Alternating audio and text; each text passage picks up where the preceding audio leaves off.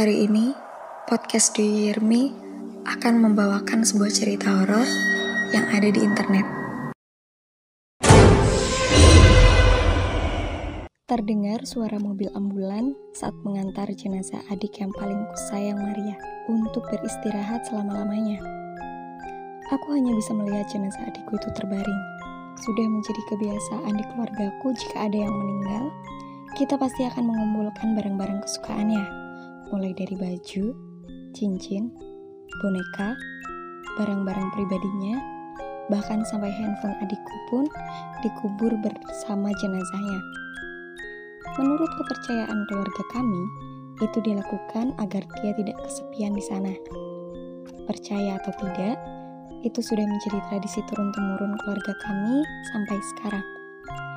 Maria adikku meninggal karena sebuah insiden. Tidak ada yang melihat jelas kejadiannya, tapi katanya dia tergilas truk yang sedang lewat. Air mataku sudah habis. Aku hanya bisa pasrah jika mengingat kejadian itu. Belum seminggu setelah kematiannya, aku mulai merasakan hal-hal di luar nalarku. Malam itu, aku kembali ke Semarang. Sedangkan orang tuaku masih di kampung. Di perjalanan, kurasakan masih ada perasaan yang mengganjal. Tapi entah apa itu. Sampailah aku di rumahku, kunyalakan semua lampu dan beranjak ke kamar. Setelah itu aku menuju dapur untuk mengambil minuman dan bergegas ke ruangan tengah. Aku melihat TV menyala sendiri. Aku mengambil remote dan mematikannya. Aku cukup heran, namun aku abaikan. Aku kembali ke kamar, menaiki tangga kayu. Belum sampai ke kamar, refleks aku melihat ke bawah. Terlihat pintu dapurku kini tertutup. Aku pun turun kembali untuk memeriksanya. Ketika aku buka pintunya, semua masih terlihat sama. Aku mencoba menghiraukannya dan naik lagi ke lantai 2 menuju kamarku.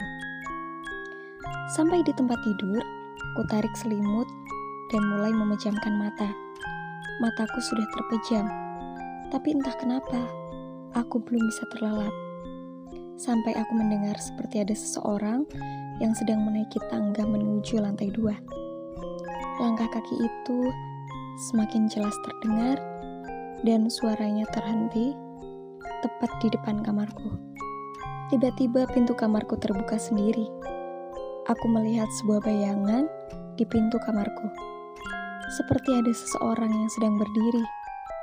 Perasaanku mulai tidak nyaman. Aku berdiri dan menarik pintunya. Tidak ada seorang pun di sana. Aku melempar pandanganku ke seluruh penjuru rumah. Jelas, aku hanya sendirian di sana. Tapi bagaimana mungkin? Apa ini hanya halusinasiku saja? Tiba-tiba, samar terdengar suara gaduh yang berasal dari dapur. Buru-buru aku berlari ke dapur, tapi nihil. Tidak ada siapa-siapa. Hanya saja, terlihat piring dan beberapa panci berubah posisi. Seperti baru saja ada yang memainkannya. Karena agak takut, aku kembali mengambil handphone dan segera menghubungi temanku untuk sekedar menemaniku. Tapi tak ada seorang pun yang menjawab teleponku. Tiba-tiba, terdengar suara piano yang berasal dari lantai bawah ruang tengahku.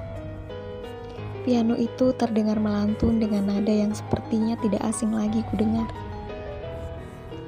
Aku seakan sering mendengarnya. Tapi, di mana? Kepalaku banyak dipenuhi pertanyaan. Penasaran, aku beranjak ke tempat piano itu berada. Begitu sampai di sana, piano itu tidak berbunyi lagi. Aku kembali menatap nanar ke sekitarku. Semua terasa sunyi. Aku lemas ketakutan. Sampai handphoneku tiba-tiba berbunyi. Aku mendapatkan telepon dari Maria, adikku yang sudah meninggal. Dengan perasaan yang tidak menentu, aku pun mengangkatnya. "Halo, Dek.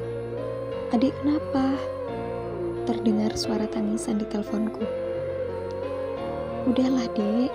Jangan khawatir. Adik tenang di sana. Kita semua udah ikhlasin adik." Mendadak telepon terputus. Badanku lemas, aku pun terduduk. Perasaanku tidak karuan saat itu. Aku segera menelpon ayahku. Dia berkata hal yang serupa. Dia juga didatangi oleh Maria. Maria sepertinya ingin menyampaikan sebuah pesan. Esoknya, aku berangkat kembali ke kampung halaman. Kami meminta jasad Maria diautopsi oleh pihak yang berwajib.